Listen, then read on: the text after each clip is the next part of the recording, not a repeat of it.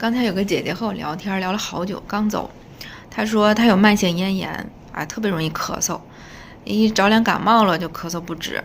季节交替呢也咳嗽，有的时候一着急上火或者一生气啊也咳嗽，咳嗽起来就到晚上都咳得睡不着觉。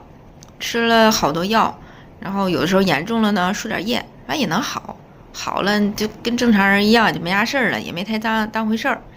这回呢是因为他肺炎住院了，想起来跟我唠了这事儿。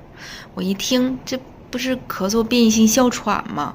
跟他说，他还挺吃惊，他说我都当慢性咽炎治了好多年了，而且我也不喘，怎么可能是哮喘呢？咳嗽变异性哮喘呢是哮喘的一种啊，它有很多特点，但是姐姐你基本上都符合了。比如说第一条，干咳少痰，夜间和清晨咳嗽为主。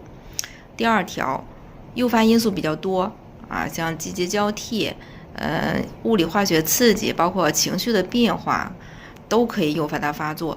第三条啊，做肺 CT 可能没啥问题。第四条，多多少少都会有一些过敏的因素存在，比如说过敏性鼻炎、过敏性咽炎。